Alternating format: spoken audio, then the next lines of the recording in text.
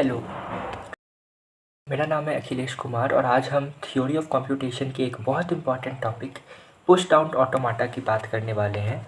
तो चलिए स्टार्ट करते हैं।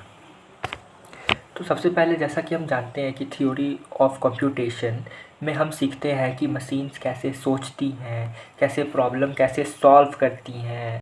पुश डाउन ऑटोमाटा में आते हैं। तो इसमें पुश डाउन ऑटोमाटा जो है इस सब्जेक्ट का एक ऐसा कॉन्सेप्ट है जो हमें ये समझने में हेल्प करता है कि सिंपल मशीन से ज़्यादा पावरफुल मशीन कैसे काम करती हैं। इसलिए टॉपिक सिर्फ एग्ज़ाम के लिए नहीं बल्कि आगे कंपाइलर डिज़ाइन और प्रोग्रामिंग कॉन्सेप्ट्स के लिए भी बहुत इंपॉर्टेंट है। तो चलिए हम लोग पीडीए में चलते हैं।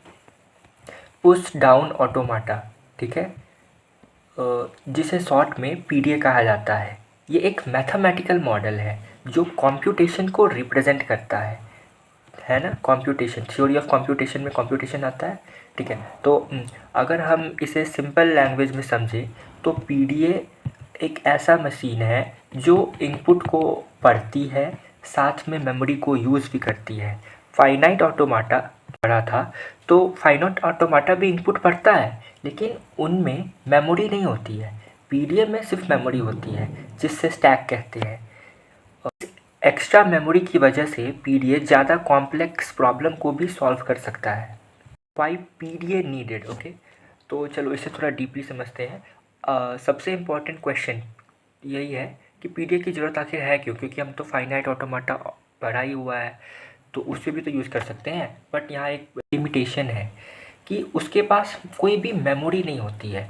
मतलब अगर कोई इनपुट में कोई पैटर्न है इस टाइप का, या एग्जांपल में जो पैटर्न है ना इस टाइप का कि जैसे जिसमें हमें काउंट करना पड़े या कंपेयर करना पड़े, तो जो फाइनाइट ऑटोमाटा है वो फेल हो जाता है। जैसे एग्जांपल में है a⁴n एंड b⁴n। मतलब जितने a होंगे उतने ही b होने चाहिए। मान लो इनपुट है मेरा a और b,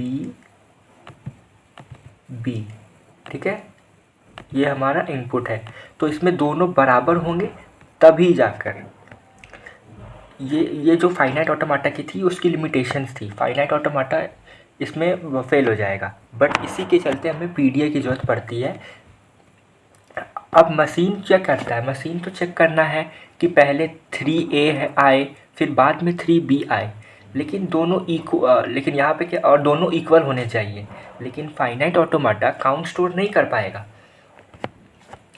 इसलिए कि डिसीजन नहीं ले पाता है। फाइनाइट ऑटोमाटा यहाँ फेल हो जाता है और यहाँ पे आता है हमारा पीडीए, क्योंकि पीडीए के यही मेमोरी प्रोवाइड करता है। और ये जो मेमोरी होती है वो क्या होता है, वो होता है स्टैक। हाँ, तो जो पीडीए के पास मेमोरी होती है वो क्या होता है, स्टैक के फॉर्म में होती है। तो अब देखो पीडीए को हम क्लियर डिफाइन करते हैं। पुश डाउन ऑटोमाटा जो होता है वो फाइनाइट ऑटोमाटा प्लस स्टैक होता है, सिंपल, ठीक है। यहाँ स्टैक एक स्पेशल मेमोरी स्ट्रक्चर है जिसमें हम डेटा को स्टोर और रिमूव कर सकते हैं। पीडीए जब इनपुट पढ़ता है तब वो 3 चीज़ें को कंसिडर करता है। पहला करंट इनपुट सिंबल, दूसरा करंट स्टेट और तीसरा स्टैक का जो टॉप एलिमेंट है, ठीक है। इन तीनों के आधार पे वो जो पीडीए है वो डिसाइड करता है कि नेक्स्ट स्टेप क्या होगा। पीडीएफ का जो मेन काम है ना वो जैसे कॉन्टेक्स्ट फ्री लैंग्वेजेस को रिकॉग्नाइज करना है, जो मतलब फाइनाइट ऑटोमाटा नहीं कर पाता है, ठीक है। कॉन्टेक्स्ट फ्री लैंग्वेज को एक्सेप्ट करता है ये। अब आते हैं स्टैक कॉन्सेप्ट्स पे, ठीक है। तो स्टैक तो हम लोग पढ़ा ही हुआ है। तो स्टैक एक डेटा स्ट्रक्चर है जो LIFO प्रिंसिपल फॉलो करता है, मतलब लास्ट इन फर्स्ट आउट, ठीक है। मतलब जो एलिमेंट सबसे लास्ट में डाला जाएगा वही सबसे पहले निकलेगा। स्टैक में 2 मेन ऑपरेशंस होते हैं, पहला था पुश, दूसरा पॉप, ठीक है। पुश और पॉप जो है जब हम कोई एलिमेंट स्टैक में डालते हैं, ठीक है। पुश मतलब कोई भी एलिमेंट स्टैक में डालना और पॉप कोई भी एलिमेंट स्टैक से निकालते हैं।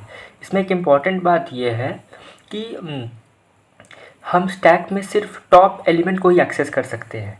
जो टॉप एलिमेंट, ये जो टॉप एलिमेंट है ना सबसे ऊपर जो रहेगा वही हमारा एक्सेस हो पाता है। नीचे के नहीं होते, क्योंकि इसका प्रिंसिपल क्या है, लास्ट इन फर्स्ट आउट। समझ गए। तो चलो अब आते हैं नेक्स्ट स्लाइड पे हमारे नेक्स्ट वर्किंग ऑफ पीडीए। तो पीडीए काम कैसे करता है अब।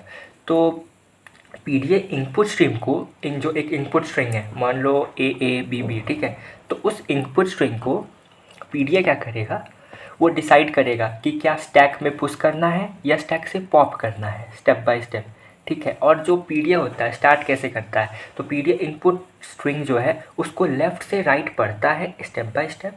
हर स्टेप पर पीडीए ये डिसाइड करता है कि उसको स्टैक में पुश करना है या पॉप करना है।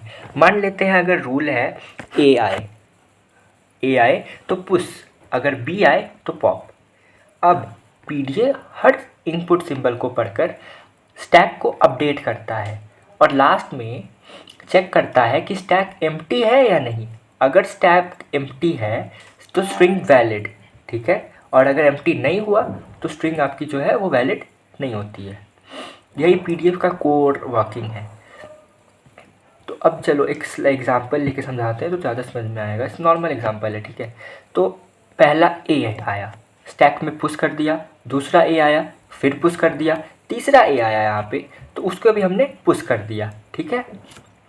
अब नेक्स्ट स्टेप देखो, अब 3 ए हो गए, अब बी आना शुरू होता है, बी आया, एक आया पॉप, दूसरा आया पॉप। अब स्टैक कम्प्लीटली एम्प्टी हो गया, 3 जब आ गए तो एम्प्टी हो गया। जितने ए आए थे उतने ही बी आए हैं, इसका मतलब जो स्ट्रिंग है वो वैलिड है।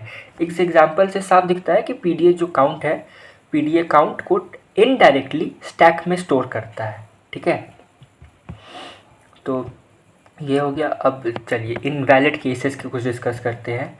जैसे ए बी बी बी है, तो ये तो ऑब्वियस है कि 2 ए आए, 2 बार पुश हुए और 3 बी आए, 3 बार पॉप करने की कोशिश हुई, ठीक है यहाँ पे। इसीलिए जो स्टैक है उसमें सिर्फ 2 एलिमेंट थे और तीसरा बी के लिए कुछ भी नहीं बचा, तो यहाँ मिसमैच हो गया। इसलिए ए और बी, नॉर्मल यही है कि ए और बी यहाँ बराबर नहीं है, तो ये स्ट्रिंग इनवैलिड हो गई। अब रियल लाइफ एग्जांपल इसके कुछ हो, जैसे क्या है, तो रियल लाइफ एग्जांपल्स में जैसे हॉस्टल मेस में प्लेट्स रखी हुई हैं, हम प्लेट को एक के एक ऊपर रख देते हैं और ये पुश होता है, और जब कोई प्लेट आके उठाता है या ले जाता है तो ऊपर वाली प्लेट लेते हैं, कोई भी ऊपर वाली प्लेट उठाता है, तो ये वही जो प्लेट सबसे लास्ट में रखी गई है वो सबसे पहले निकलेगी, है ना। तो यही स्टैक का प्रिंसिपल है, लास्ट इन फर्स्ट आउट। और यही एग्जैक्ट लॉजिक पीडीएफ में स्टैक में यूज़ होता है, ठीक है। इसलिए पीडीएफ को समझना आसान हो जाता है। अगर हम इसे रियल लाइफ में रिलेट करेंगे तो और थोड़ा इजी हो जाएगा। कंक्लूज़न यही है कि तो आज जो हमने पुश डाउन ऑटोमाटा को डिटेल्स में समझा और हमने देखा कि फाइनाइट ऑटोमाटा की लिमिटेशंस जो है वो पीडीएफ को कैसे सॉल्व करती हैं। स्टैक की मदद से पीडीएफ मेमोरी यूज़ करता है और कॉम्प्लेक्स पैटर्न जैसे a to the power n and b to the power n को पहचान सकता है। इसलिए पीडीएफ एक पावरफुल कंप्यूटेशनल मॉडल है जो कॉन्टेक्स्ट फ्री लैंग्वेजेस को हैंडल कर सकता है। So this was all, thank you.